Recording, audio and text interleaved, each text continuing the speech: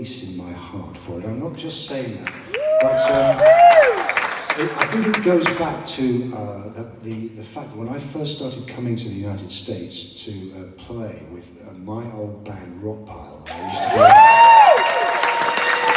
it sort of makes my point, really. You know, I mean, most of you weren't even born when we were doing, but Boston was one of the first cities to really go for our shtick. You know, they really sort of got it here. And in those days, we were opening for everybody. We were the go-to opening act. And we used to get into quite a lot of trouble when we came to Boston, because we'd go down a storm and the main act, you know, would have a terrible old time. You know, in fact, one band we opened for fired us very shortly after we did us because we just did too well. And, you know, there's something rather pleasing about it. I mean, we were all rather chuffed, you know, but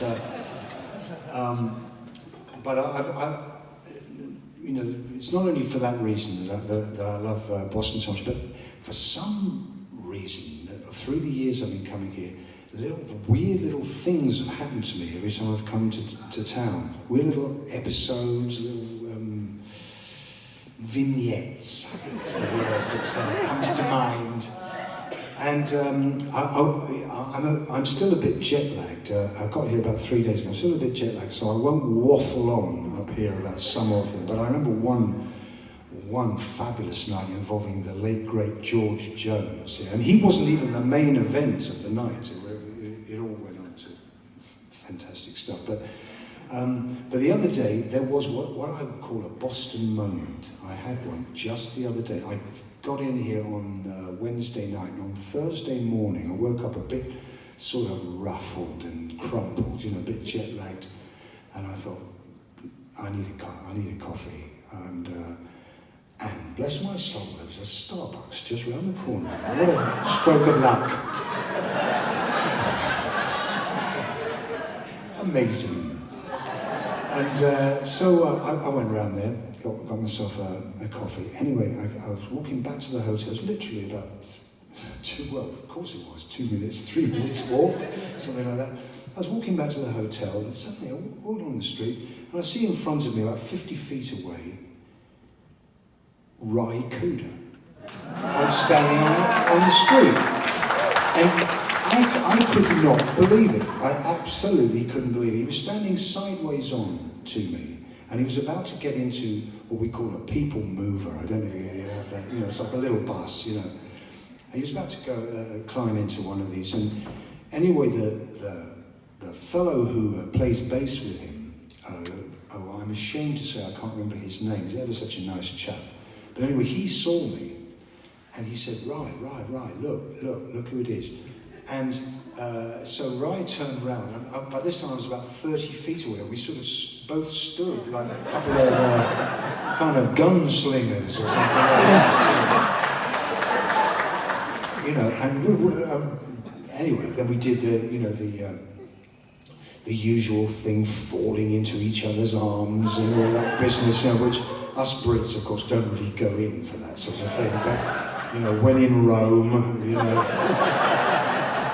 You know, so anyway, we got over slobbering all over each other, you know, and then he said, Ry, I should say, had a guitar case on his back, soft guitar case, and he said, look at this. He got it out and opened it up, and he pulled out this guitar. Now, I'll just interject here to say that I know that my audience, apart from being extremely handsome, well-dressed and high-tone, are also musically extremely sophisticated.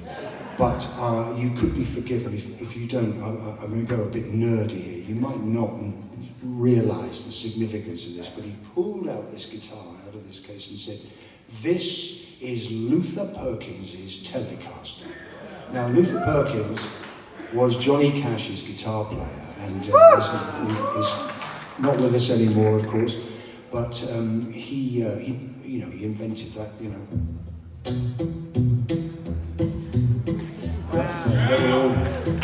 It takes a genius to work out that thing.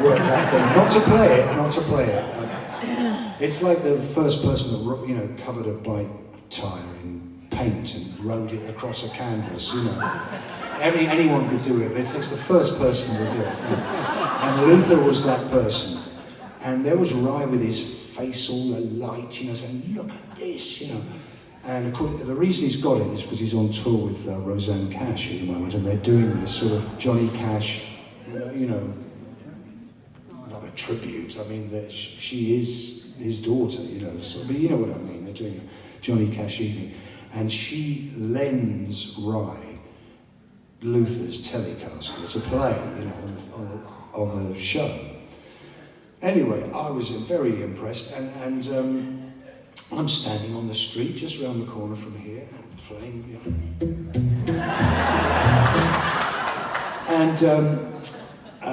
And suddenly I came to, you know, as I say, I was jet lagged, and I couldn't believe what was happening here. You know, I'm standing in the street with Luther's telly, Rise there, and I suddenly thought, where is a selfie when you need it?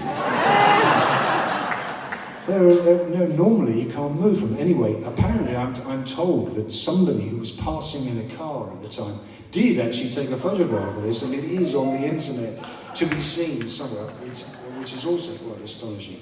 Anyway, that's really all the story is, except, you know, it's a Boston moment, except there is a little kind of epilogue to it, and that is that they were on their way to the airport. That's why they were loading up and getting in the bus. It was Ry and Joaquin, his son, and this lovely fellow who plays bass with him, just the three of them.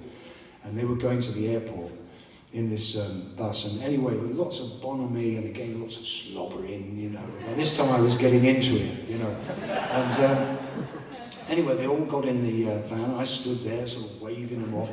But just before they did, Ry got in the back, the very back. You know, when those people move vans, you know, the seats fold down, and you get in the side door.